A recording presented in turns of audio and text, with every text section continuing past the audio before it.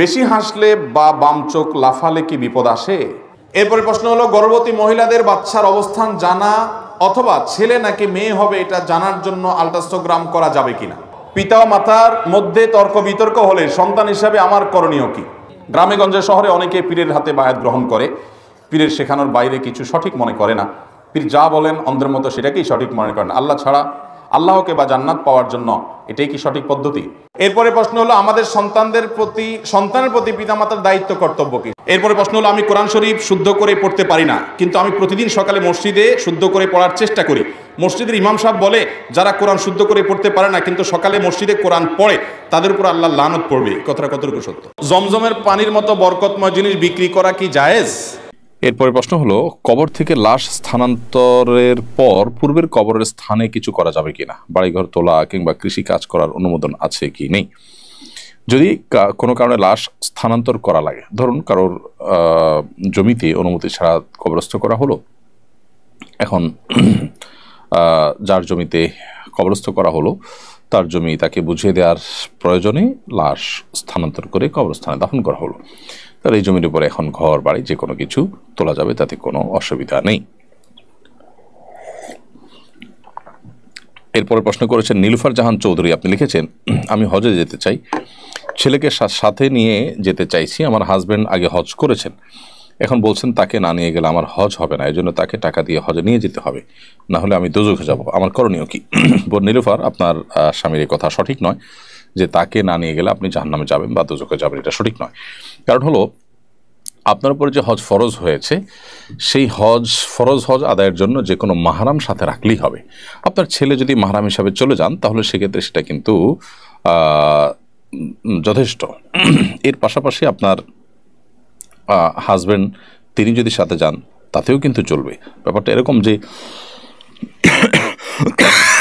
আপনার পুরুষ মাহরাম হিসাবে আপনি যে কাউকে নিতে পারেন, কাকে সাথে নেবেন সেটা একান্ত আপনার ব্যাপার। ছেলে হোক স্বামী হোক দুজনে যেহেতু পুরুষ মাহরাম, সো যে কোনো একজনকে আপনি সাথে নিয়ে গেলেই কিন্তু আপনার হজ আদায় হয়ে যাবে। স্বামীকেই নিতে হবে না হলে আপনার হজ হবে না, এ কথা সঠিক নয়। আপনার স্বামী এরকম কথা বলে থাকলে সেটি ভুল কথা এবং ভুল বক্তব্য তার। এরপরের প্রশ্ন হলো এমডি সাগর আহমদ, আপনি লিখেছেন, পাপ মুক্ত থাকবো কিভাবে, অন্তরকে পরিষ্কার উপায়গুলো বলবেন। সাগর আহমদ, পাপ মুক্ত থাকার প্রচেষ্টা আপনার মধ্যে আছে, এটি দেখে আপনাকে আমি সাধুবাদ জানাচ্ছি। সেই সাথে বলবো, পাপমুক্ত থাকার জন্য আসলে পরিপূর্ণ পাপমুক্ত থাকা তো সম্ভব নয়, কিন্তু পাপমুক্ত থাকার চেষ্টা তো আমাদের করতে হবে। আর সেই চেষ্টার অংশ হিসাবে যে কাজটি আমাদের করা দরকার সেটি হলো আমরা বেশি বেশি করে আল্লাহ রাব্বুল আলামিনের কাছে গুনাহ থেকে মুক্ত থাকতে পারার তৌফিক কামনা করব, দোয়া করব। আল্লাহ যেন আমাদেরকে হেদায়েতের উপর রাখেন, আমরা যেন গুনাহ থেকে মুক্ত থাকি। যেমন আল্লাহুম্মা আতি নাফসি তাকওয়াহা ওয়া যাক্কিহা ওয়া আনতা খায়রু মান যাক্কাহা, এটি নবী সাল্লাল্লাহু আলাইহি ওয়াসাল্লামের শেখানো একটি দোয়া, যার অর্থ হলো, হে আল্লাহ, আপনি আমার অন্তরে তাকওয়া দান করুন এবং আমার অন্তরকে পরিচ্ছন্ন করুন, কারণ আপনি সর্বোচ্চ অন্তরকে সবচেয়ে ভালোভাবে পরিচ্ছন্নকারী। তো এইখানে অন্তর পরিষ্কার করার উপায়ও জানলাম, আবার গুনাহ থেকে বাঁচার উপায়ও জানলাম, অর্থাৎ আল্লাহ সুবহানাহু ওয়া তাআলার কাছে দোয়া করা। এই দোয়ার বাইরেও আরও বিভিন্ন রকমের দোয়া আছে, আল্লাহ সুবহানাহু ওয়া তাআলাকে সেগুলো আমরা নিবেদন করতে পারি। যেমন আল্লাহুম্মা তাহহির কলবি মিনান নিফাক, হে আল্লাহ, আপনি আমার অন্তরকে কপটতা থেকে পবিত্র করে দিন। ও আমালে মিনার রিয়া, আমার কাজকাম, আমার আমল, ভালো কাজ, এগুলোকে লৌকিকতা থেকে আপনি বাঁচিয়ে রাখুন। এভাবে নবী সাল্লাল্লাহু আলাইহি ওয়াসাল্লাম আরও বিভিন্ন দোয়া হাদিস বর্ণিত হয়েছে বিভিন্ন হাদিসে, সেগুলো আমরা আল্লাহ সুবহানাহু ওয়া তাআলার কাছে পেশ করতে পারি অন্তরকে পরিচ্ছন্ন রাখবার জন্য এবং নিজেকে গুনাহমুক্ত রাখবার জন্য। নিজেকে গুনাহমুক্ত রাখার জন্য আরেকটি স্টেপ হলো গুনাহের পরিবেশ থেকে দূরে সরা। আপনি যখন গুনাহের পরিবেশ থেকে নিজেকে সরিয়ে রাখবেন, অনেক দূরে রাখবেন, গুনাহের পরিবেশগুলোকে অ্যাভয়েড করে চলবেন, যেখানে গেলে আপনার গুনাহ হয়, যে পরিবেশে গেলে ঈমান আমল রিস্কের মধ্যে পড়ে যায়, সেখান থেকে দূরে সরবেন, তখন ইনশাআল্লাহ আল্লাহ সুবহানাহু ওয়া তাআলার কাছে এর জন্য আপনি আজর পাবেন এবং আল্লাহ আপনাকে গুনাহমুক্ত রাখবেন। তৃতীয়ত, নেককার মুত্তাকি পরহেজগার যারা গুনাহ থেকে বেঁচে থাকার জন্য সংগ্রাম চালান, সে মুত্তাকি পরহেজগার আল্লাহওয়ালা মানুষদের সোহবত, তাদের সান্নিধ্য, তাদের সংশ্রম, এটাও আমাদেরকে গুনাহমুক্ত থাকতে সাহায্য করে, সহায়তা করে।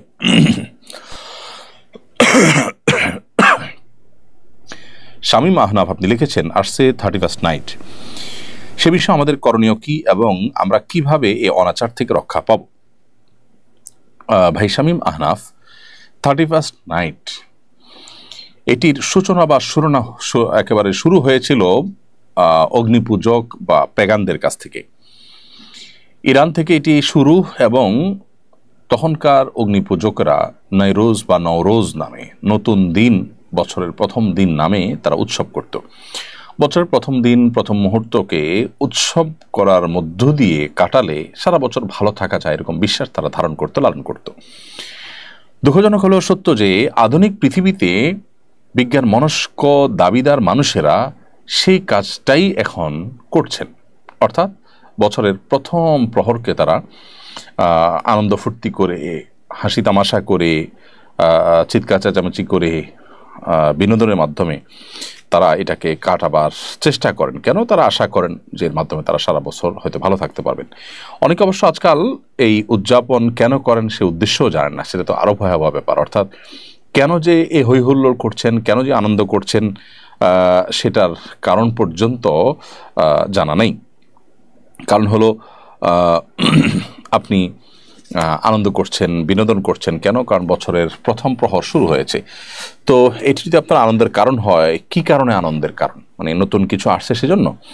তাই যদি হয়, তার নতুন ভোর, নতুন সকালও তো আসে আপনার জীবনে, নতুন মাসও তো আসে, কই তখন তো আপনি আনন্দিত হন না। আর সবচেয়ে বড় কথা হলো, যেই মুহূর্তে একটি নতুন বছরকে আপনি আলিঙ্গন করলেন, অভ্যর্থনা জানালেন, সেটা যদি আনন্দের কারণ হয়, তো ঠিক তার আগের মুহূর্তেই তো একটি বছরের বিদায় হয়ে গেল।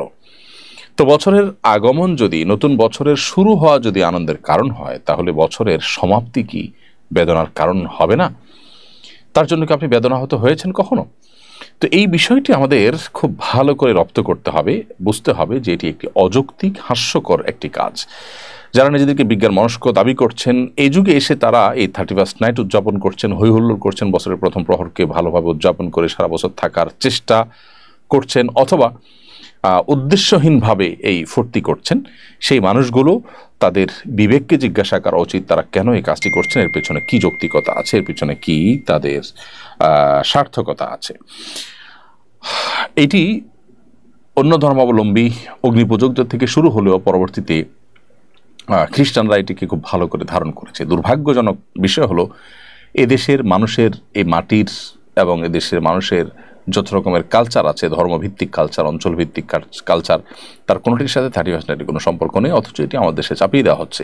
এটির ফলে মায়ের কোলের শিশু আতশবাজির বিকট আওয়াজে মারা যাওয়ার ঘটনা ঘটেছে আমরা জানি, এবং সেটি আদালত পর্যন্ত গেছে, এবং সেই সাথে একজন নারী উদ্যোক্তা বছর 2 আগে তার সর্বস্ব পুড়ে ছাই হয়েছে আতশবাজির আগুনে। তো সেটাও আমরা জানি। এরপর আমাদের দেশে পরিবেশ, প্রকৃতি, পাখিকুল তাদের আতঙ্কের কারণ হয়ে থাকে আতশবাজি। তো এই সমস্ত কারণে ইতোমধ্যে আমাদের দেশে আমরা জানি যে আতশবাজি এবং পটকা ফুটানো এটি নিষিদ্ধ হয়েছে 31st নাইট উপলক্ষে।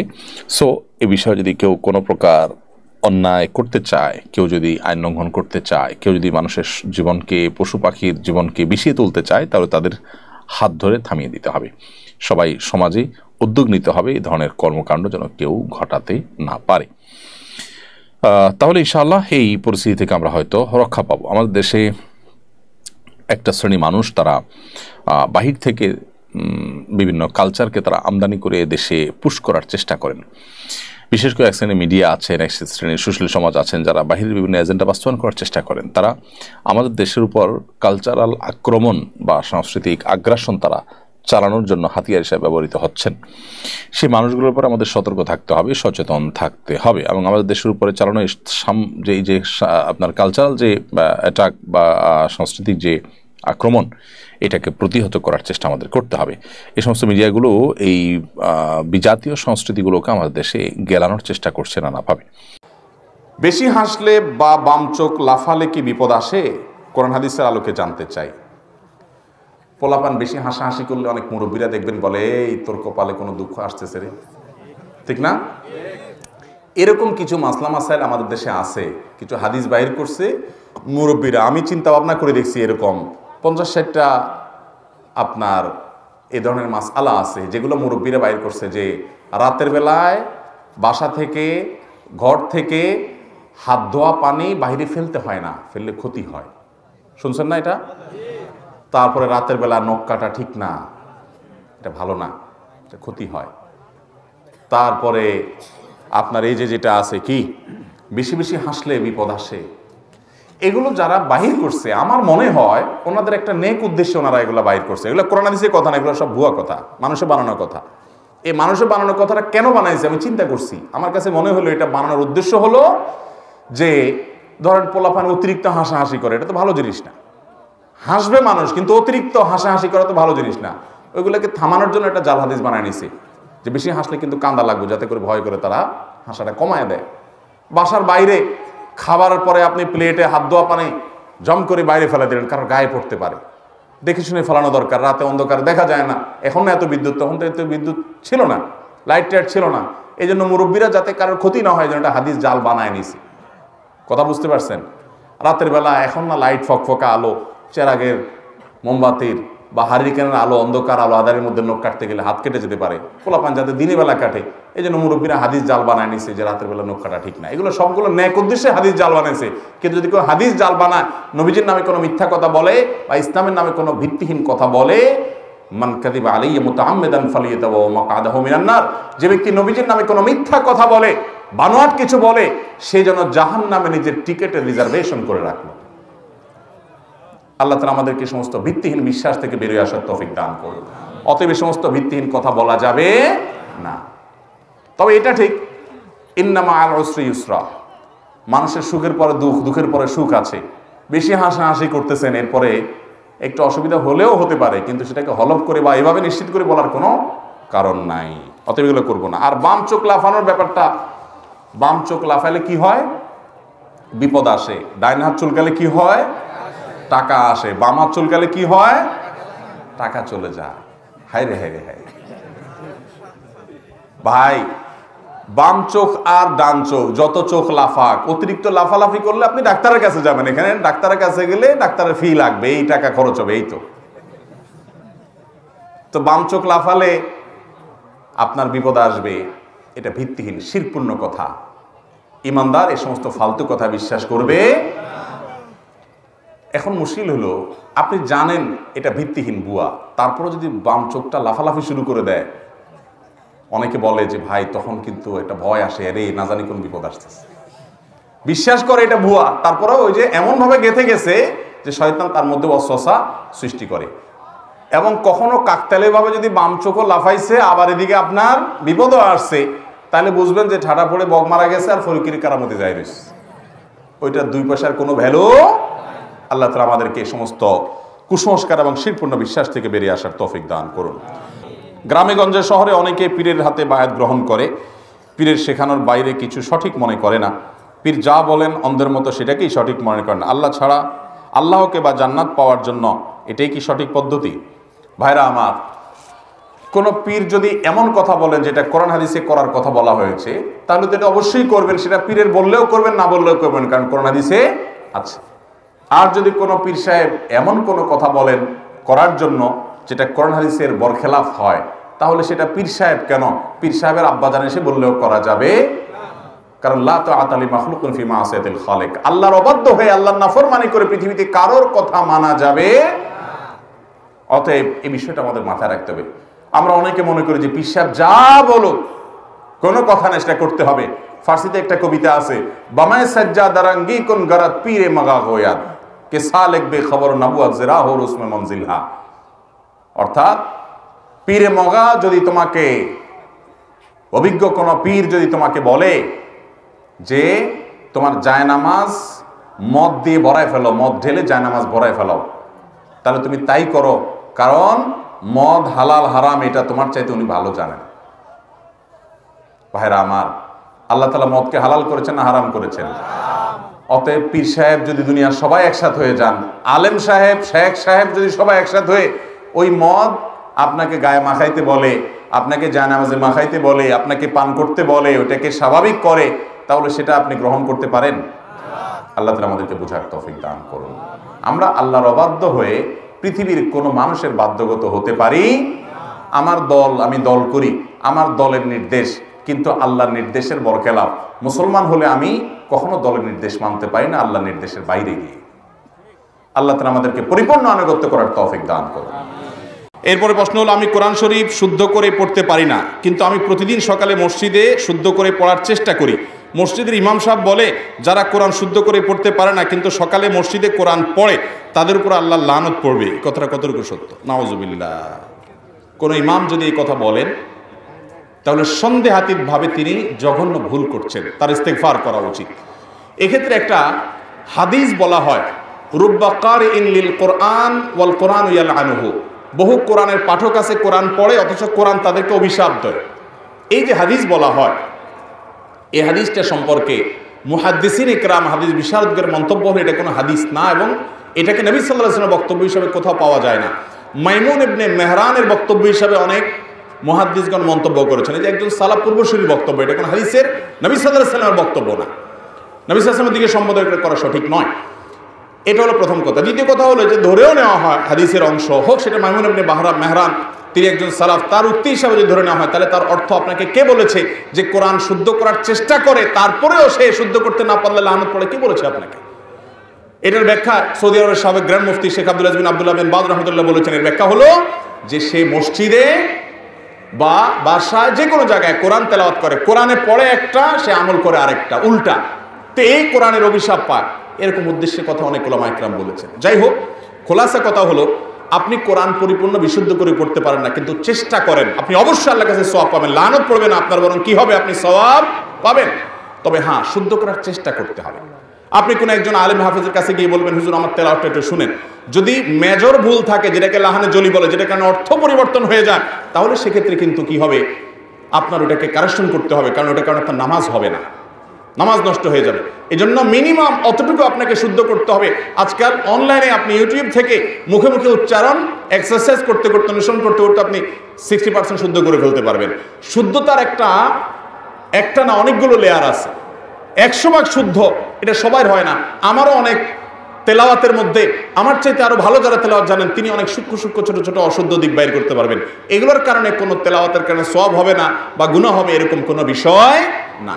মান যার যত সুন্দর হবে তার সওয়াব তত বেশি হবে। এজন্য আপনি চেষ্টা করবেন, কিন্তু আপনি যদি পড়তে কষ্ট হয়, বিশেষ করে অনেক লোক আছে শুদ্ধ করতে পারে না কিন্তু চেষ্টা করে আপ্রাণ, এই যে বেদে বেদে পড়ে স্পিডি তেলাওয়াত করতে পারে না, শুদ্ধ করতে গিয়ে আস্তে আস্তে পড়ে, তার অনেক কষ্ট হয়। নবী সাল্লাল্লাহু আলাইহি সাল্লাম বলেছেন তাদেরকে বরং আল্লাহ তাআলা ডাবল সওয়াব দান করবে।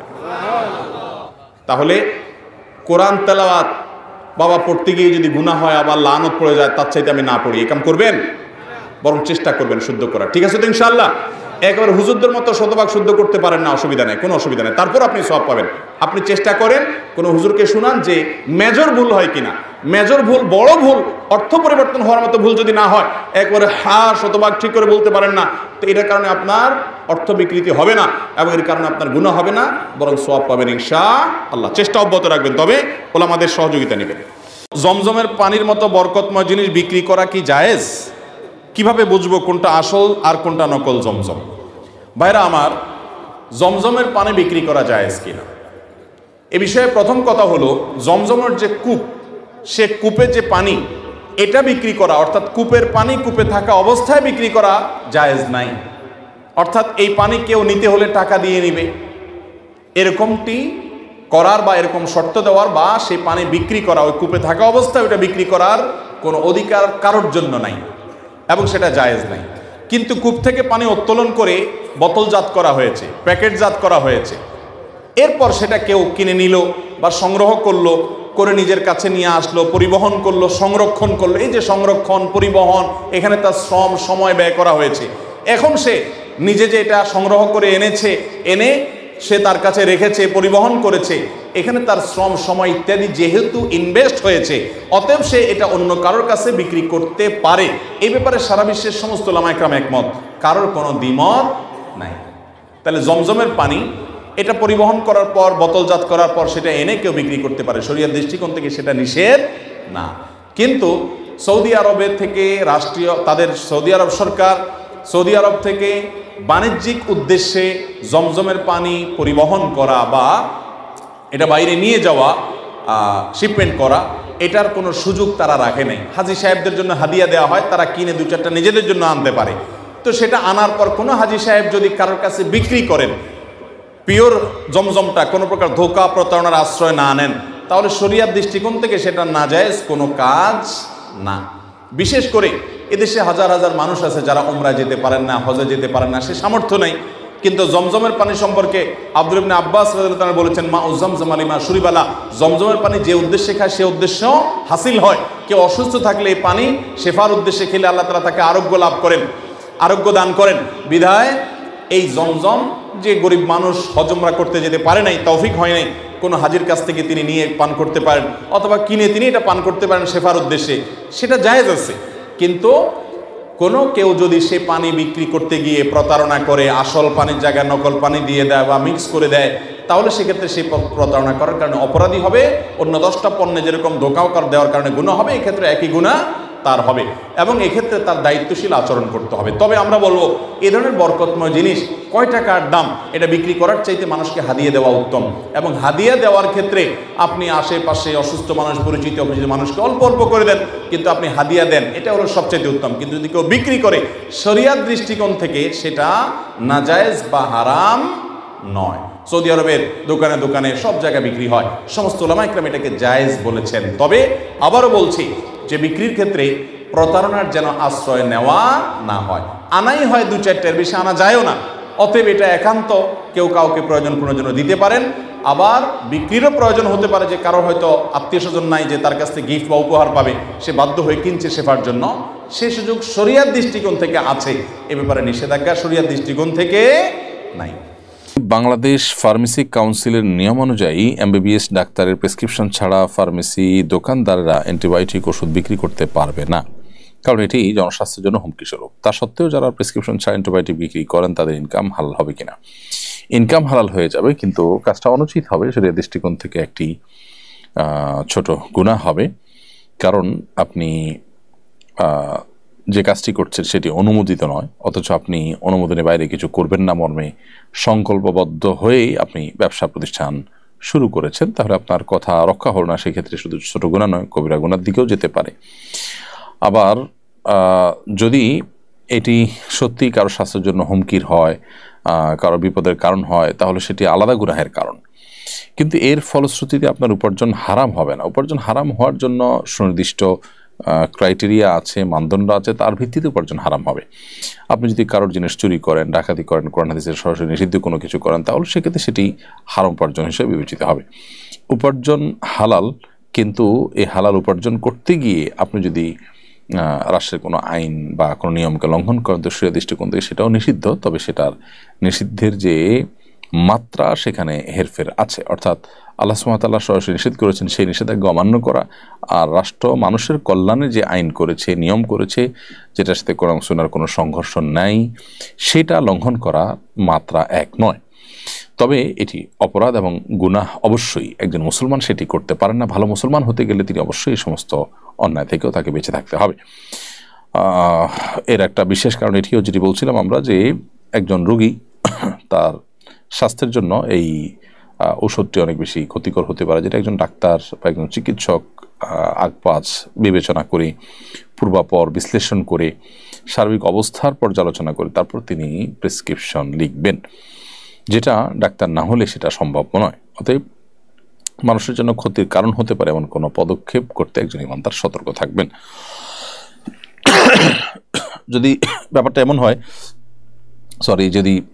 হয় যে কারোর তেমন কোনো ক্ষতির কারণ হবে না, আপনি জানেন এবং সত্যি ক্ষতির কারণ হয়ও নাই, তাহলে সেক্ষেত্রে সেটি আপনার জন্য মানুষের ক্ষতি সাধন করবার গুনাহগার হবেন না আপনি তার ফলে। কিন্তু এরপরও আপনি নিয়ম ভঙ্গন করেছেন, যে নিয়ম রক্ষা করবেন বলে আপনি প্রতিশ্রুতি দিয়ে ব্যবসা শুরু করেছেন, সেটি রক্ষা করতে পারেননি, এসব কারণে কিন্তু এটি গুনাহ থেকে মুক্ত নয়। সিরিয়ায় আসাদ সরকারের পতন মুসলিম বিশ্বের উপর কী ধরনের প্রভাব পড়বে? সিরিয়ার ঘটনাবলীর সঙ্গে অনেকে কিয়ামতের প্রবাসে মিল খুঁজে পান। এবারে আপনার কাছে কোরআন সুন্নাহর আলোকে জানতে চাই। একটি দল, একটি গ্রুপ অফ পিপল, তারা তৎকালীন যে শাম তথা বৃহত্তর সিরিয়া, এ অঞ্চলে যারা লড়াইরত থাকবে আল্লাহর রাহে, সেই মানুষগুলো কারা? সিরিয়ার যে বাহিনী লড়াই করেছে, আসাদ সরকারকে পতন ঘটিয়েছে, তারাই কি সে বাহিনী হতে পারে? সে বাহিনীর পার্ট তারা হতে পারে, সে বাহিনী হতে পারে, তারা নাও হতে পারে। কিয়ামতের আলামত সংশ্লিষ্ট হাদিসগুলোকে ফিটিং করা এটা খুবই জটিল একটি কাজ। কিয়ামতের আলামত সম্পর্কিত হাদিসগুলোর একটা মূলনীতি আছে, উসুল আছে, সেটা হলো এই হাদিসগুলোর ফিটিং আমরা করতে যাব না। অর্থাৎ কোনো একটা ঘটনা হাদিসে আসছে যে কিয়ামতের আগে এটা ঘটবে, কোনো একটা ঘটনা হলো সুনির্দিষ্ট, আমি বললাম এটাই সেটা ঘটনা, এটাই যে সেটা আমি নিশ্চিত না, হতে পারে অন্য কোনোটা, হতে তার আগে ঘটেছে, হতে আরও পরে ঘটবে। হ্যাঁ, এ বিষয়ে যদি পণ্ডিত বিশেষজ্ঞ ওলামা ইকরাম পূর্বাপর বিশ্লেষণ করে মন্তব্য করেন সেটা ভিন্ন বিষয়। আমরা সাধারণ মানুষ মন্তব্য করা কঠিন এক্ষেত্রে, কারণ সেটি ভুল হওয়ার সম্ভাবনা থাকে জোরালো। এই জন্য এই ঘটনার সাথে কিয়ামতের আলামতের সম্পর্কিত নবী সাল্লাল্লাহু আলাইহি ওয়াসাল্লামের যে ভবিষ্যৎবাণীগুলো রয়েছে তার মিল আছে। তো এই মিল খোঁজাটা দর্শনীয় নয়, তবে এ ব্যাপারে বিদগ্ধ এবং সারা বিশ্বের সিনিয়র যে ওলামা ইকরাম আছেন তাদের মন্তব্যগুলো হলো সবচেয়ে গুরুত্বপূর্ণ। তো এই বিষয়ে আমার জানা মতে বিশ্বের কোনো বড় ওলামা ইকরাম কেউই কিন্তু এটাকে আমরা অনেকে যেভাবে মেলাচ্ছি এভাবে তারা মিলাননি। হ্যাঁ, পূর্বাভাসের অংশ এটা হতে পারে, ব্যাপারটা এরকম অনেকটা।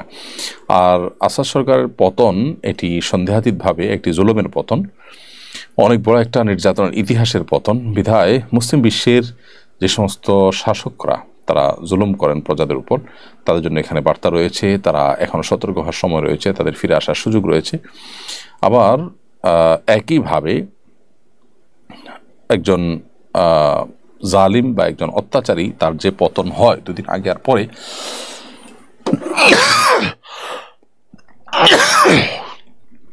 সে বিষয়টি আবারও প্রমাণিত হলো, আবারও প্রকাশিত হলো। এর মধ্য দিয়ে আমাদের যাদের ইমানের দুর্বলতা ছিল, আমরা যারা মনে করতাম যে জালিম এত জুলুম করছে, কেন আল্লাহ তাআলা কিছু করছেন না, তাদের একটা জবাবও কিন্তু এখানে হয়ে গেল।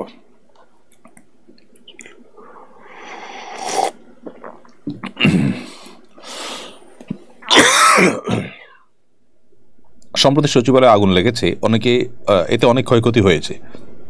অগ্নিকাণ্ড থেকে সুরক্ষার বিষয়ে ইসলামের কোন নির্দেশনা আছে কিনা? অগ্নিকাণ্ড থেকে সুরক্ষার জন্য নবী সাল্লাল্লাহু আলাইহি সাল্লামের দোয়া, সেখানে দোয়া রয়েছে। বিশেষ করে অগ্নিকাণ্ডে নিহত হওয়া থেকে, বরং আকস্মিক মৃত্যু থেকে নবী সাল্লাল্লাহু আলাইহি সাল্লামের সেখানে দোয়া আছে, সেটি আমরা পড়তে পারি, যেখানে আল্লাহ তাআলার কাছে পানা চাওয়া হয়েছে যে আমরা যেন উপর থেকে পড়ে যাওয়া, আগুনে পুড়ে মরা, পানিতে ডুবে মরা, আকস্মিক মৃত্যু থেকে আল্লাহর কাছে পানা চাই। এর পাশাপাশি এই জাতীয় ঘটনা পরিকল্পিতভাবে ঘটানোর যে আশঙ্কা সবাই করছেন, চতুর্দিক থেকে শোনা যাচ্ছে গুঞ্জন, সেটিকেও উড়িয়ে দেওয়া যায় না। সেজন্য দোয়ার পাশাপাশি সতর্কতামূলক ব্যবস্থা গ্রহণ, সেটা খুবই গুরুত্বপূর্ণ একটি বিষয় এবং কাম্য। বিধায় সে বিষয়টিও সংশ্লিষ্টরা গ্রহণ করবেন বলে আমরা আশা করি। কৃষিকাজে অনেকে অতিরিক্ত কীটনাশক ব্যবহার করেন, যা মাটি ও পরিবেশের জন্য মারাত্মক হুমকির। এক্ষেত্রে মাটি ও পরিবেশের ক্ষতি করার কারণে কি গুনাহ হবে? অবশ্যই গুনাহ হবে। গুনাহের মাত্রা কম বা বেশি হতে পারে, কিন্তু যেই কোনো ক্ষতি মানুষের জন্য, পরিবেশের জন্য, পোকামাকড়ের জন্য যে কোনো ক্ষতির কারণ কেউ হবে, অবশ্যই তার ফলশ্রুতিতে তিনি গুনাহগার হবেন। হ্যাঁ, কতটা, কোন মাত্রার গুনাহের গুনাহগার হবেন সেটা ভ্যারি করবে ওই অপরাধের মাত্রার উপরে, ক্ষতির মাত্রার উপরে। অতএব এই যে অতিরিক্ত কীটনাশক ব্যবহার করে পরিবেশকে নষ্ট করে দেওয়া, মাটিকে নষ্ট করে দেওয়া, এটা আমাদের জন্য অনুচিত কাজ। যতটুকু না করলে নয় ততটুকু আমরা ব্যবহার করলাম। আর সবচেয়ে ভালো হয় যদি আমরা অর্গানিকের কাছাকাছি অন্তত থাকতে পারি, থাকার চেষ্টা করতে পারি। কারণ এই প্রকৃতিকে যত বেশি পরিবর্তন করে ফেলা হবে, এই বিকৃত প্রকৃতি এটা মানুষের মধ্যে চিন্তাগত বিকৃতিরও কারণ হয়। আজকাল নানা যে চিন্তাগত বিকৃতি আমরা দেখতে পাচ্ছি, বিকৃত খাদ্য, বিকৃত যে আপনার বিষয় আশা আছে, সেগুলোর একটা বড় প্রভাব কিন্তু এখানে আমাদের জীবনে পড়ে থাকে। এরপরে প্রশ্ন হলো, কৃষিকাজে বিগত সরকার নিয়ম করেছিল প্রজাতন্ত্রের কর্মীরা ঊর্ধ্বতন কর্মীকে স্যার বলবেন, ঊর্ধ্বতন নারী হোক কিংবা পুরুষ। সম্প্রতি জনপ্রশাসন মন্ত্রণালয় নিয়মটি বাতিল করেছে। এখন উপযোগিতা অনুযায়ী স্যার বা ম্যাডাম কিংবা ভাই বা আপু যে কিছু বলা যাবে। বিষয়টি যথাযথ মনে করেন কিনা? হ্যাঁ, অবশ্যই এটি যথাযথ। আল্লাহ রাব্বুল আলামিন নারী এবং পুরুষকে আলাদা আলাদা বৈশিষ্ট্য দিয়ে তৈরি করেছেন। অতএব ভাই বোন অথবা নারী পুরুষের জন্য আলাদা আলাদা সম্বোধন থাকাটাই হলো বরং সমীচীন এবং সেটাই হলো বাস্তবসম্মত। অতএব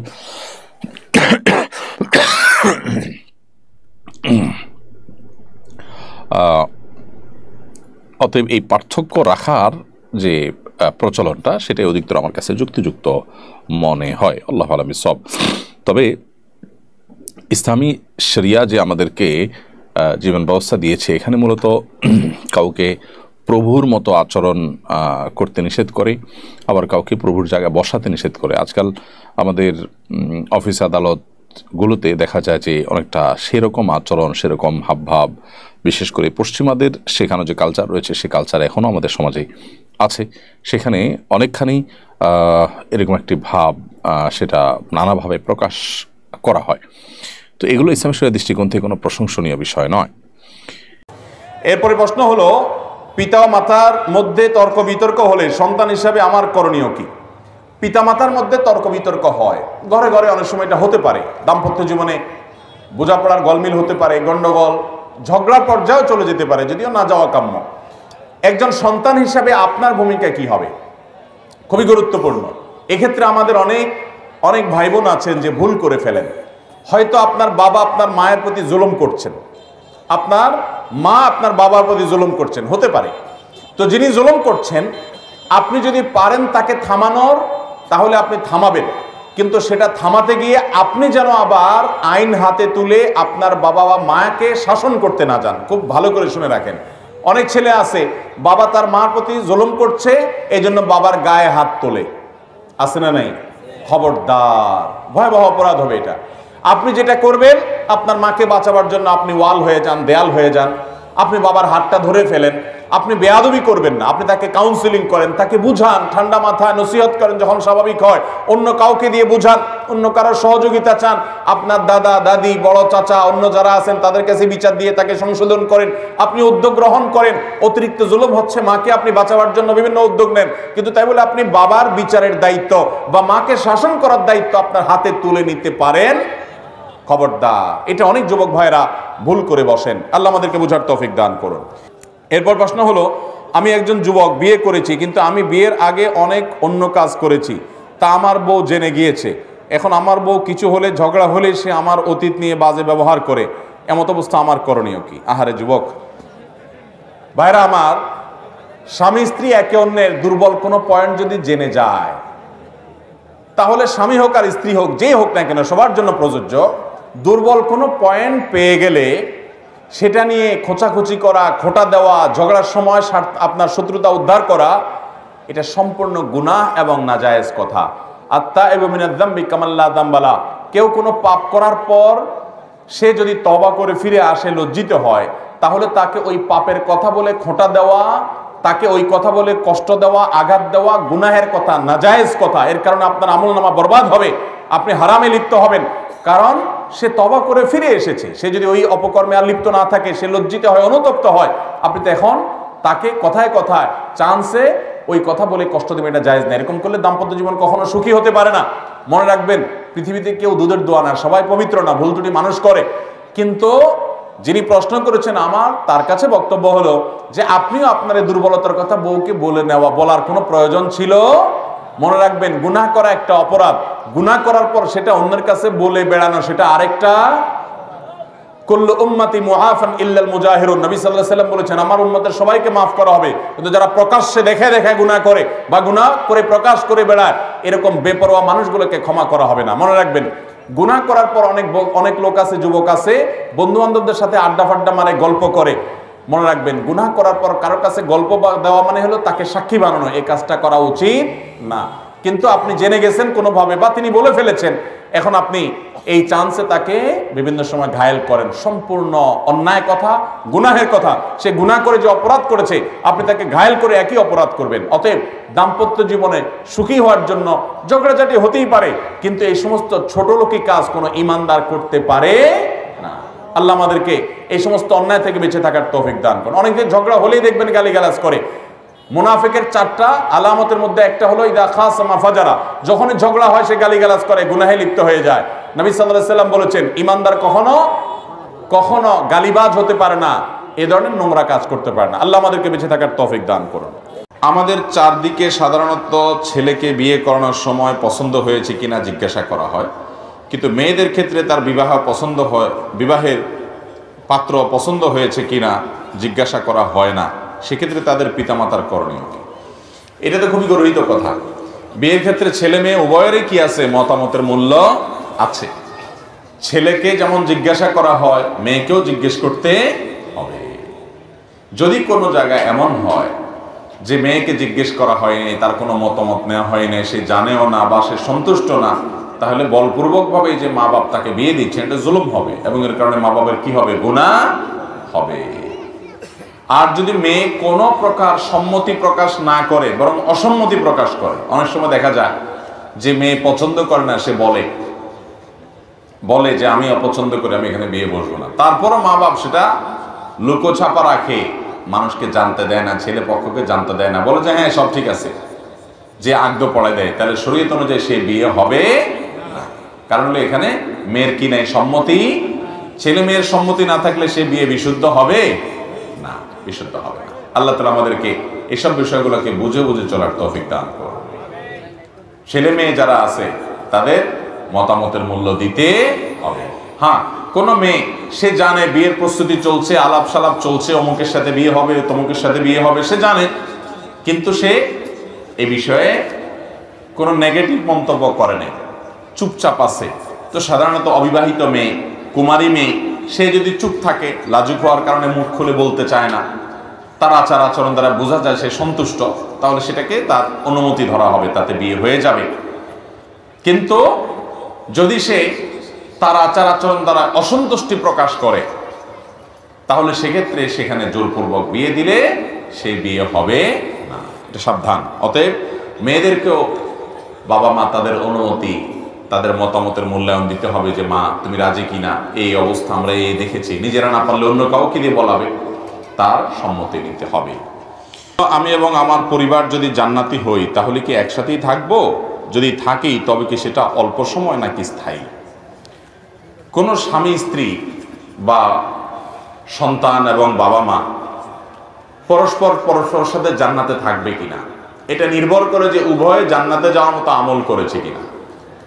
ফেরাউন জাহান্নামে যাওয়ার আমল করেছে, সে জাহান্নামে যাবে। ফেরাউনের স্ত্রী আসিয়া জান্নাতে যাওয়ার আমল করেছেন, এজন্য তিনি কোথায় যাবেন? কোরআনে আল্লাহ তাআলা উভয়ের ঘোষণা আমাদেরকে জানিয়ে দিয়েছে, ঠিক না? ঠিক। নূহ আলাইহিস সালাম এবং লূত আলাইহিস সালাম দুজন আল্লাহর নবী, তারা আল্লাহর নবী ছিলেন, তারা জান্নাতে যাবেন।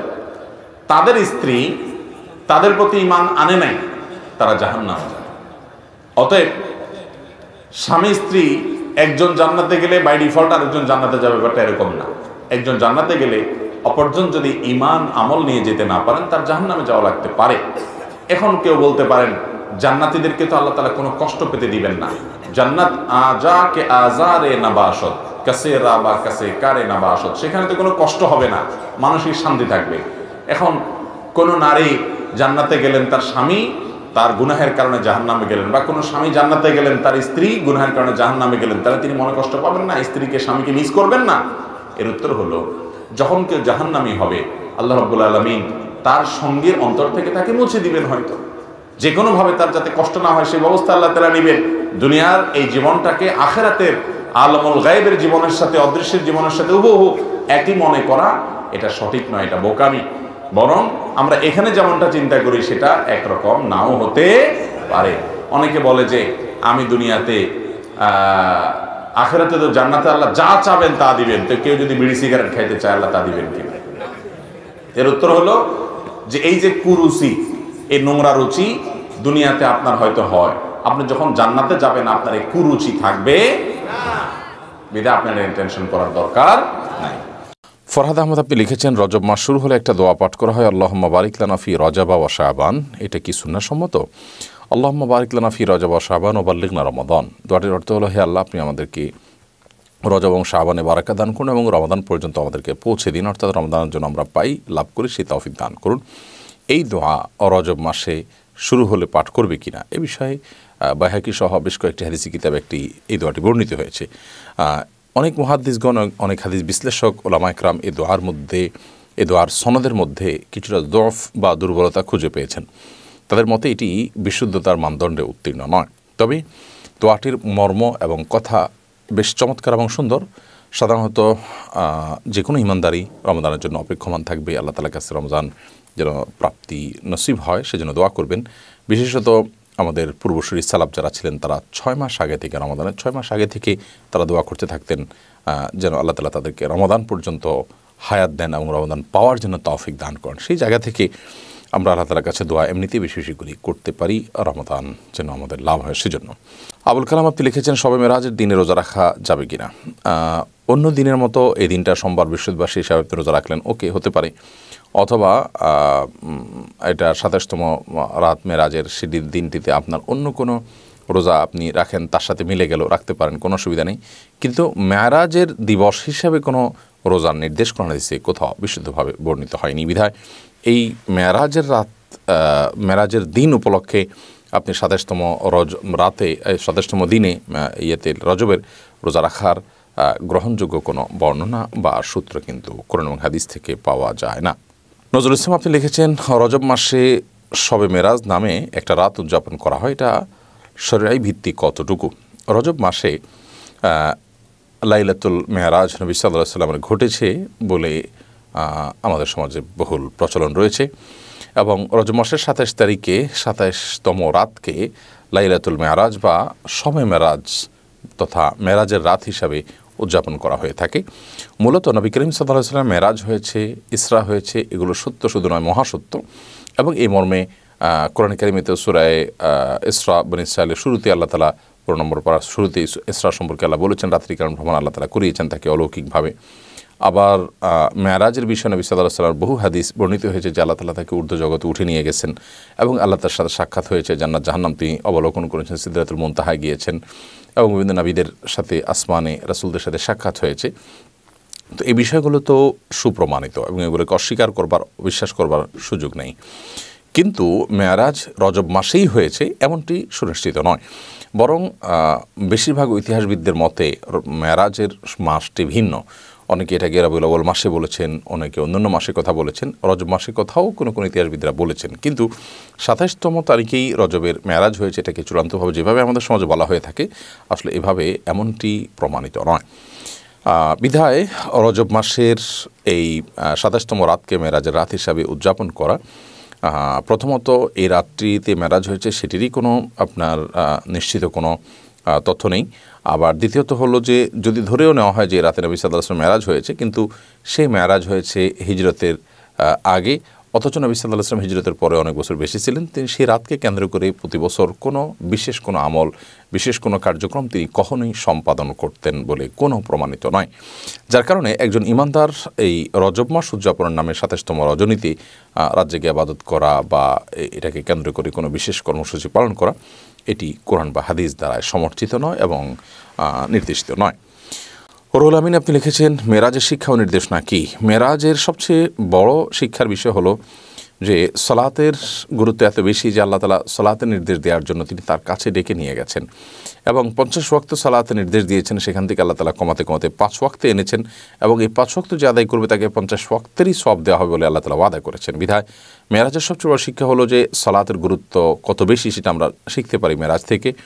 এবং সেই সাথে মেরাজের মাধ্যমে আল্লাহ তাআলা তাকে নবী সাল্লাল্লাহু আলাইহি ওয়াসাল্লামকে কিছু কিছু অপরাধের শাস্তি কেমন হবে তার ডামি আল্লাহ তাআলা দেখিয়েছেন, তার মুখ আল্লাহ তাআলা দেখিয়েছেন এবং সেটির মাধ্যমে সে সমস্ত অপরাধগুলোর ভয়াবহতাও আমরা আঁচ করতে পারি, অনুমান করতে পারি।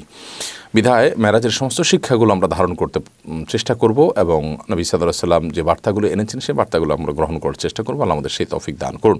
এরপরে প্রশ্ন হলো আমাদের সন্তানের প্রতি পিতামাতার দায়িত্ব কর্তব্য কি? সন্তানের প্রতি পিতামাতার দায়িত্ব অনেক বেশি। আমাদের দেশে বাবা মায়ের প্রতি সন্তানের দায়িত্বের ওয়াজ করা হয়, কিন্তু সন্তানের প্রতি যে বাবা মারও দায়িত্ব আছে এই ওয়াজ সচরাচর করা হয়।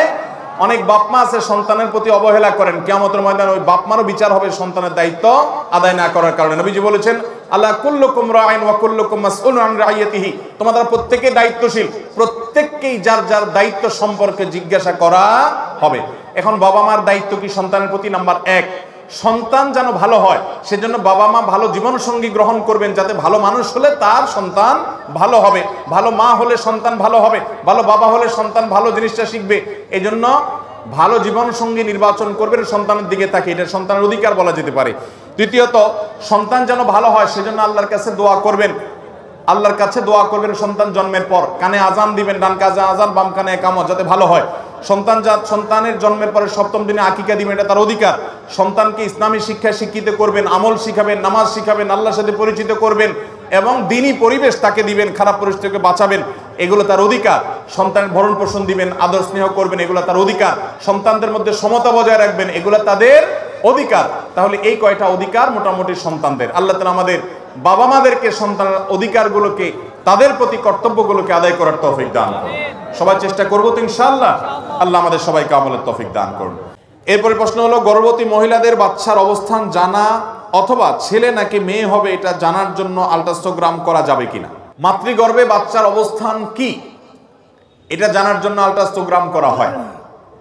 এটা শরীয়ত দৃষ্টি কিন্তু কোনো গুনাহের কাজ না, বিশেষ করে যদি মহিলাদের আল্ট্রাসাউন্ড মহিলাদের দিয়ে করা হয়। মহিলাদের আল্ট্রাসোনোগ্রাম যথাসম্ভব মহিলা ডাক্তার দিয়ে করা উচিত, কারণ এখানে মহিলার পেট উন্মোচন করে সেখানে ওষুধ দিয়ে তারপরে সেখানে আপনার আল্ট্রাসোনোগ্রামের কাজ করতে হয়, যেন অবশ্যই মহিলা ডাক্তার দিয়ে করাবেন। একান্ত মহিলা ডাক্তার নাই, আল্ট্রাসোনোগ্রাম করা জরুরি এরকম হয়ে গেলে, নিরুপায় হয়ে গেলে সেই ক্ষেত্রে পুরুষ ডাক্তার দিয়ে করানো জায়েজ হতে পারে, যদি একবারে শেষ পর্যায়ে চলে যায়। আল্ট্রাসোনোগ্রাম নর্মালি সাধারণত জরুরি হয় না, কিন্তু যদি কারোর পর্যায়ে এরকম হয় যে না তার করতেই হবে, তাহলে সেক্ষেত্রে কোনো জায়গা যদি আশেপাশে কোথাও কোনো মহিলা এক্সপার্ট নাই, তাহলে সেক্ষেত্রে এটা করা যাবে। কিন্তু সাধারণ অবস্থাতে অবশ্যই মহিলা ডাক্তার খুঁজতে হবে। দুঃখজনক যে সারা পৃথিবীর অনেক দেশের মতো আমাদের দেশে একটা অনাচার শুরু হয়েছে। সেই অনাচারটা হলো যে ডেলিভারির মতো কাজ, মেয়েদের সন্তান ডেলিভারির মতো কাজ, এই কাজটা পর্যন্ত আজকাল পুরুষ ডাক্তার দিয়ে করানো হচ্ছে। খুবই দুঃখজনক এবং খুব বেদনাদায়ক একটা ঘটনা যে একজন নারীর জীবনের এই ধরনের একটা সিচুয়েশন, এরকম জটিল একটা পরিস্থিতি, এই জায়গাটাতে বাংলাদেশের শত শত মহিলা ডাক্তার আছে, প্রয়োজনে আরো মেয়েদেরকে ডাক্তার বানাতে হবে। আমাদের দেশে দেখা যায় যে অনেক মেয়েরা আছে, তাদেরকে গাইনি না বানিয়ে অন্যান্য বিভাগে ডিপার্টমেন্টের ডাক্তার হওয়ার জন্য উৎসাহ দেওয়া হচ্ছে, আর পুরুষদেরকে গাইনিতে পড়াশোনার জন্য তাদেরকে জায়গা করে দেওয়া হচ্ছে এবং তারা এসে আপনার ডেলিভারি করে। অনেক মেডিকেলে, অনেক হাসপাতালে আজকাল এগুলো শুরু হয়ে গেছে। ইভেন আপনার সৌদি আরবের মতো দেশেও আমি চাক্ষুষ যে সেখানে পর্যন্ত এই অনাচার আছে। আমাদের দেশে অনাচার শুরু হয়ে গেছে। মেয়েদের ডেলিভারিটা মহিলা ডাক্তার দিয়ে করতে হবে এবং পুরুষ ডাক্তারদেরকে গাইনি ডাক্তার বানানো যাবে না। এতটুকু সভ্যতা, এতটুকু ভদ্রতা বোঝার জন্য মুসলমান হওয়ার দরকার নেই, ন্যূনতম রুচিশীল মানুষ হলেই তার এটা বোঝার কথা। আল্লাহ তাআলা আমাদেরকে তৌফিক দান করুন। তাহলে গর্ভবতী মহিলার বাচ্চার অবস্থান জানার জন্য আল্ট্রাসোনোগ্রাম করলে সেটা গুনাহ হবে না। আমাদের ছোট ছোট ছেলে মেয়েদের মোবাইল দেখানো ছাড়া কোনো কিছু খাওয়ানো যায় না, এর থেকে বাঁচার উপায় কি? খুব দরকারি প্রশ্ন ভাই। আজকের বাস্তবতায় এমন বাচ্চা পাওয়া খুব কঠিন যেই বাচ্চাকে মা বাপ মোবাইলের ঘুষ দেওয়া ছাড়া খানা খায়। এরকম বাচ্চার সংখ্যা একেবারেই, শহর কিংবা গ্রাম কোনো জায়গার বাদ নাই বললে চলে। পোলাপানরে খাইতে হলে শর্ত দেয়, আমাকে মোবাইল দিতে হবে। এরপরে মা বাপ মোবাইলে কার্টুন চালায় দেয়, ভিডিও চালায় দেয়, তারপরে সেটা দেখতে দেখতে খায়। মনে রাখবেন, এটা সন্তানের উপকার যতটুকু করছেন খানা খাওয়ায়া, এই মোবাইল দেখে ক্ষতি তার চেয়ে বেশি করতেছেন। এখন আপনি বলবেন এটা থেকে বাঁচার উপায় কি? আল্লাহ আমাকেও একটা বাচ্চা দিয়েছে 3-4 বছর, আলহামদুলিল্লাহ। আমার বাচ্চাকে আমি মোবাইল দেখায় খাওয়াই না সচরাচর। আপনি বলবেন যে তাহলে কিভাবে এটা করবেন? ভাইরা আমার, প্রথম কথা হলো বাপমা নিজে অযথা মোবাইল টিপাটিপি করা, মোবাইল ঘাটাঘাটি করা, মোবাইলের নেশায় বুঁদ হয়ে থাকা থেকে আগে বেরিয়ে আসতে হবে, তাহলে বাচ্চাকে বাঁচানো সহজ হবে। এটা হলো 1 নম্বর কাজ। 2 নম্বর কাজ হলো বাচ্চার সামনে বাচ্চার ভাই বোন অন্য কেউ বেহুদা মোবাইল টিপাটিপি করবে না। এগুলো বাচ্চারা দেখে শিখে, যখন কেউ করবে না তার মধ্যে থেকে আস্তে আস্তে আকাঙ্ক্ষাটা শেষ হবে। তৃতীয়ত, যে সমস্ত ফ্যামিলির বাচ্চা কাচ্চা মোবাইল টিপাটিপি অনেক বেশি করে, ওইসব বাচ্চাদের সাথে মিশাবেন না, তাহলে সেক্ষেত্রে এই বদভ্যাসটা তার মধ্যে আর আসবে না। চতুর্থত, বাচ্চাদেরকে ফিজিক্যাল এক্সারসাইজ বা অন্যান্য খেলনার ব্যবস্থা করে দিবেন। বিজ্ঞান বাক্স একটা আছে আমার বাসায়, আমি বাচ্চাদের জন্য নেই। এই বিজ্ঞান বাক্স, এগুলো ফিজিক্যালি বাচ্চা বিভিন্ন জিনিস ঘাটাঘাটি করে বানাইতে পারে সুন্দর কিছু, এর মেধাও আপনার বিকশিত হয় তার অনেক কিছু বানানোর আগ্রহ জাগে, মজা পায়, এ ধরনের খেলনা দিবেন এবং ফিজিক্যাল এক্সারসাইজ দিবেন। বাচ্চাদেরকে খেলার জায়গায় করে দিবেন। শহর বলেন গ্রাম বলেন, সবাই মোবাইল নিয়ে, বাপ একটা নিয়ে উপর হয়ে আছে, মা আরেকটা নিয়ে উপর হয়ে আছে, ছেলে একটা নিয়ে আছে, মেয়ে একটা নিয়ে আছে, সবার কাছে একটা একটা না, বাসার সবাই মিলে ফিজিক্যাল এক্সারসাইজ করবেন এবং খেলাধুলা করবেন। যখন যে খেলাধুলা করার সুযোগ আছে সেটা করবেন, তখন বাচ্চারা এগুলো থেকে দূরে সরে আসবে। আলহামদুলিল্লাহ, আমি নিজে আমার বাচ্চাদের সাথে প্রায় সময় চেষ্টা করি, আমার বাসা পাশে ব্যাডমিন্টন কোর্ট করা আছে, ব্যাডমিন্টন খেলার চেষ্টা করি। যখনই সময় পাই 10 মিনিটের জন্য বলি চলো আমরা খেলি। বাচ্চাদেরকে যখন ফিজিক্যাল খেলার অভ্যস্ত করবেন, ইনশাআল্লাহ নেশা, এই মোবাইলের নেশা কেটে যাবে। আমি নিজে পরীক্ষিত। একসময় আমার পোলাপানও দেখতাম যে মোবাইল চায় খুব বেশি, আশপাশে দেখে দেখে। আমরা যখন হার্ডলাইনে চলে গেছি দেখলাম সব ঠিক হয়ে গেছে। তাহলে এই 5টা স্টেপ অবলম্বন করলে ইনশাআল্লাহ বিদিনিল্লাহ বাচ্চার মোবাইল দেখার নেশা দূর হতে বাধ্য। আপনি নিজে আগে শক্ত হতে হবে এবং সোজা হতে হবে। ও 2-1 বেলা খাবে না, জ্বালাবে, 3 বেলা খাবে না, 4 বেলা খাবে না, এরপর আস্তে আস্তে দেখবেন অভ্যাস হয়ে গেছে। আল্লাহ আমাদের বাচ্চাদেরকে মোবাইল নামক বিষ থেকে ছোট ছোট বাচ্চাদেরকে বাঁচাবার তৌফিক দান করুন।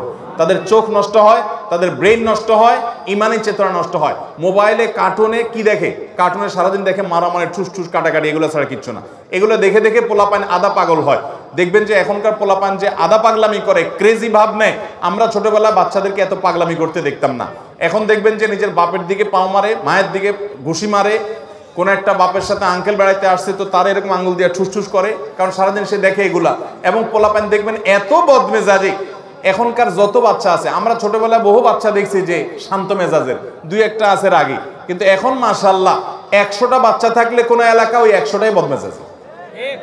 আবার বাপ মা খুব গর্ব করে বলে আমার বাচ্চাটা অনেক রাগী, মনে করে সব গর্ব করে। তার বাচ্চাটা অসুস্থ, কারণ ও মোবাইলে মারামারি, কাটাকাটি, এগুলো দেখতে দেখতে, উথামথাম দেখতে দেখতে ওর মানসিকতা সেরকম তৈরি হয়েছে।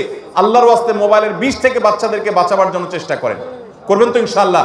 এই 5টা স্টেপ আপনি অবলম্বন করেন, সহজ হবে। নিজেরা মোবাইল ঘাটবেন না, ভাই বোন অন্যদেরকে মোবাইল ঘাটতে তাকে যেন না দেখে সেই ব্যবস্থা করবেন।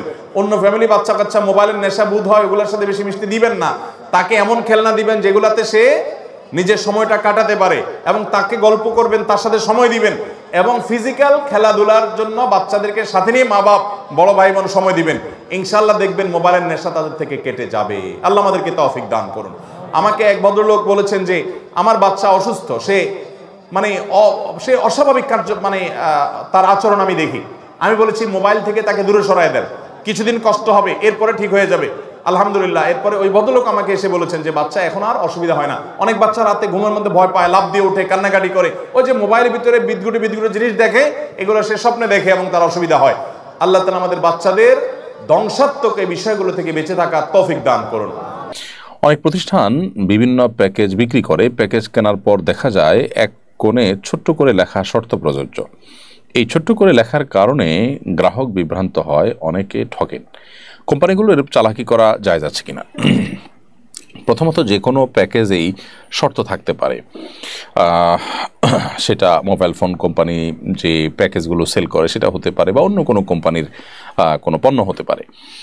প্যাকেজ হোক বা কোনো পণ্য হোক, এটা বিক্রির ক্ষেত্রে, বিশেষ করে প্যাকেজের ক্ষেত্রে যে শর্ত দেওয়া হয়ে থাকে, আমি মোবাইল ফোন কোম্পানির প্যাকেজগুলোর কথা বলছি, সেখানে যে শর্ত তো দেওয়া হয়ে থাকে এটা অস্বাভাবিক নয়।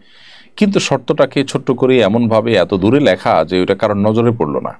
পরবর্তীতে তিনি শর্ত আছে দেখে বিভ্রান্ত হলেন এবং শর্ত থাকার কারণে তিনি সুবিধা থেকে বঞ্চিত হলেন। তাহলে এরকম করাটা তো প্রতারণা। ইচ্ছাকৃতভাবে এই ধরনের শর্ত প্রযোজ্য লেখাটাকে হাইড করা, দূরে রাখা, ছোট্ট করে দেওয়া, এগুলো প্রতারণার অংশ। আর এরকম প্রতারণা করলে সেটি কবিরা গুনাহ হবে। মান গাশশা ফালাইসা মিন্না। নবী সাল্লাল্লাহু আলাইহি ওয়াসাল্লাম বলেছেন যে ব্যক্তি কাউকে প্রতারিত করে সে আমার উম্মত নয়। অতএব একজন মুসলমান কখনো এই ধরনের প্রতারণা করবেন না। তিনি প্রতারণা থেকে নিজেকে বাঁচাবেন, অন্যদেরকে বাঁচাবেন এবং সতর্ক থাকবেন। এটা আমাদের কর্তব্যের অংশ।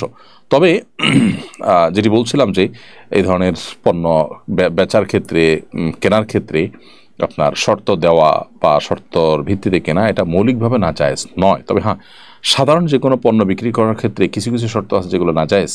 এই জন্য নবী সাল্লাল্লাহু আলাইহি ওয়াসাল্লাম বলেছেন, নাহা রাসূলুল্লাহ সাল্লাল্লাহু আলাইহি ওয়াসাল্লাম আন বাই'আন ওয়া শারতিন। রাসূল আকরাম সাল্লাল্লাহু আলাইহি ওয়াসাল্লাম বেচা কেনা করা আবার শর্ত দেওয়া এটা থেকে নিষেধ করেছেন। বিধায় যে কোনো পণ্য আপনি কিনলেন, বিক্রি করলেন এবং সেখানে শর্ত আরোপ করে দিলেন যে এতদিন আমি ব্যবহার করব, তারপর আপনি নেবেন ইত্যাদি, এই জাতীয় শর্ত গ্রহণযোগ্য নয়। তবে হ্যাঁ,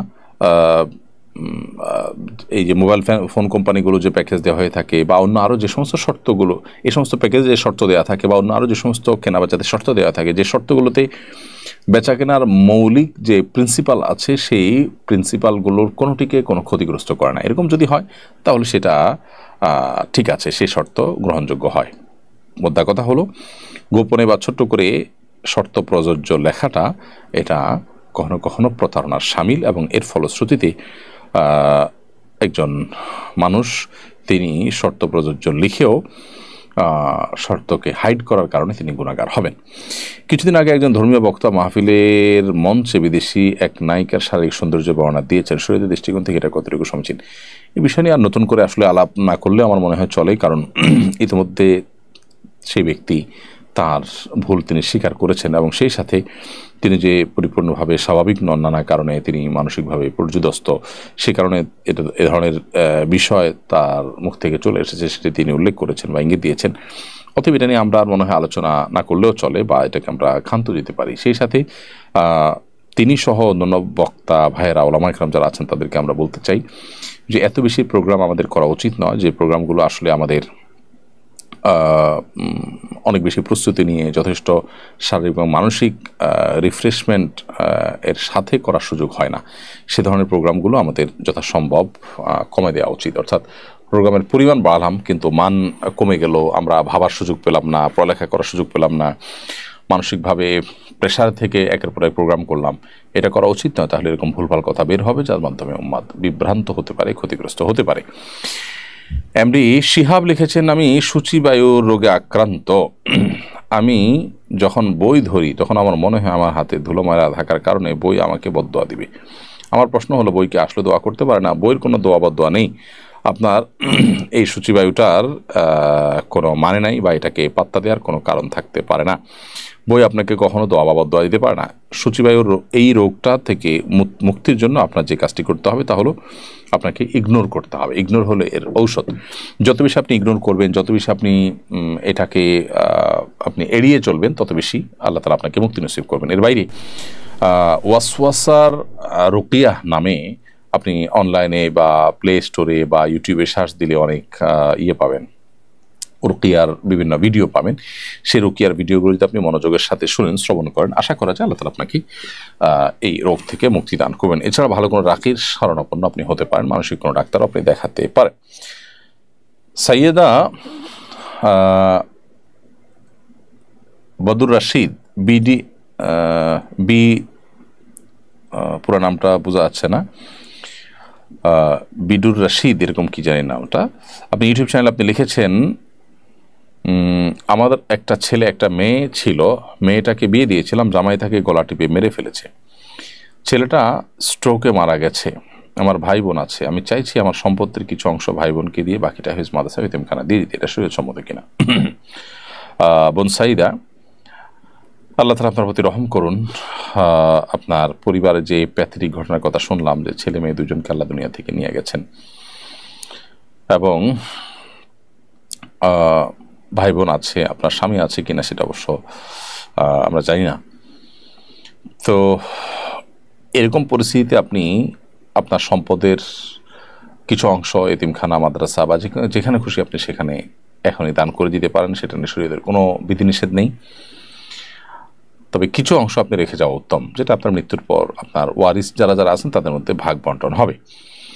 তবে ভাই বোন তারা যেহেতু ওয়ারিস হন, আপনার স্বামী আছে কিনা আমি জানি না, আপনার স্বামী যদি ওয়ারিস হয়ে থাকে তাহলে তাকে বঞ্চিত করে শুধু ভাই বোনকে দিলেন আর দান করে দিলেন, সেটা জায়েজ হবে না। আর তাছাড়া ওয়ারিস হলে ওয়ারিসদেরকে কিন্তু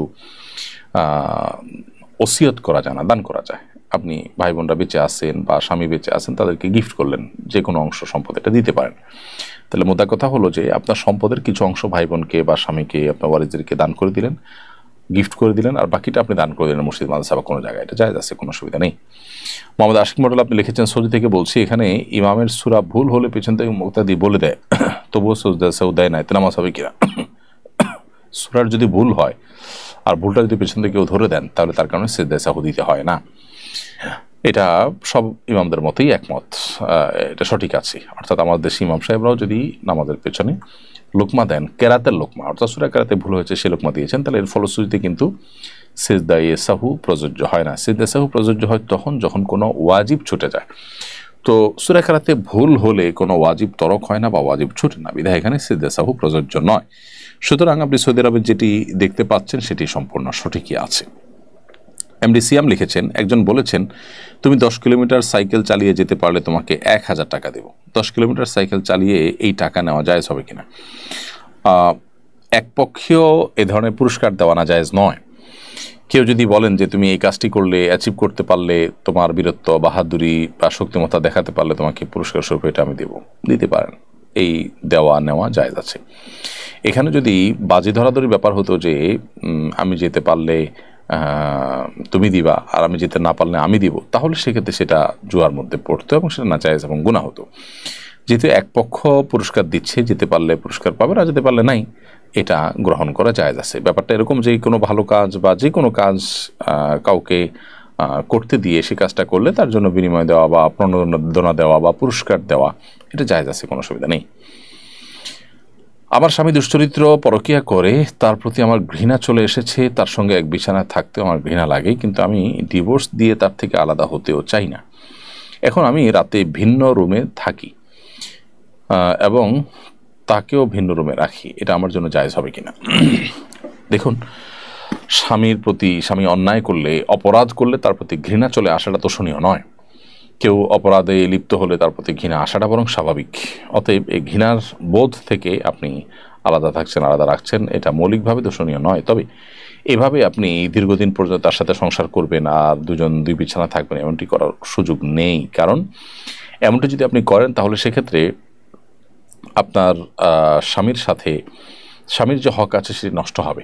এখন আপনি বলবেন স্বামী তো দুশ্চরিত্র স্বামী হলে আপনি তার থেকে পৃথক হওয়ার সুযোগ আছে। আপনি বিচ্ছেদের উদ্যোগ নিতে পারেন, তালাকের উদ্যোগ নিতে পারেন, কারণ সে দুশ্চরিত্র, খারাপ মানুষ, সংশোধন করার চেষ্টা আপনি করবেন। এরপর যদি সম্ভাবনা না থাকে, আশাহত হয়ে যান, তাহলে সেক্ষেত্রে তার থেকে পৃথক হওয়ার রাইট বা অধিকার ইসলাম কিন্তু আপনাকে দিয়েছে। কারণ দুশ্চরিত্র মানুষের সাথে সারা জীবন আপনাকে কাটতে ইসলাম বাধ্য করেন। বিধায় আপনি যতদিন থাকবেন ততদিন স্বামী স্ত্রী সুলভ সম্পর্ক রক্ষা করেই চলবেন, আর অভিমান একটা পর্যায় পর্যন্ত আপনি করতেই পারবেন, যেমনটি বলছিলাম। কিন্তু সেটা চিরকাল আপনি এরকম করতে থাকবেন, দীর্ঘদিন এরকম করে থাকবেন, সেরকম করার সুযোগ কিন্তু নেই। আর এর বাইরে আপনি তার সাথে তার বনিবনা হচ্ছে না বা সেই সংশোধন হচ্ছে না, সেজন্য আপনি বিচ্ছেদের উদ্যোগ নিতে পারেন। আর যদি সে তার অপকর্মে লিপ্ত হয় এরপরও আপনি তার সাথে থাকেন, এর ফলে কিন্তু আপনার গুনাহ হবে না। অর্থাৎ আপনি যদি একসাথে থাকেন, একই কক্ষে থাকেন, শারীরিক সম্পর্ক করেন, তাহলে একজন খারাপ মানুষ, তাকে আপনি স্বামী হিসাবে তার সাথে সম্পর্ক বজায় রাখছেন, এই জন্য আপনি গুনাহগার হবেন, ব্যাপারটা সেরকম না। কারণ স্বামী স্ত্রী সুলভ সম্পর্ক যতদিন পর্যন্ত আপনাদের মধ্যে বৈবাহিক সম্পর্ক আছে ততদিন পর্যন্ত সে সম্পর্ক বজায় রাখাটা বরং স্বাভাবিক। হ্যাঁ, ঘৃণা থাকাটা তার অপরাধের কারণে সেটা অস্বাভাবিক নয়, সেটা আপনার বরং ইমানের দাবি, সেটাও আপনি করবেন। পাশাপাশি স্ত্রী সুলভ দায়িত্ব আপনি পালন করবেন যদি তার অধীনে আপনি থাকতে চান। আর যদি মনে হয় যে না, তার সংশোধনের আশা করা যায় না, আমি পৃথক হয়ে যেতে চাই, তাহলে সে উদ্যোগ আপনি নিতে পারেন।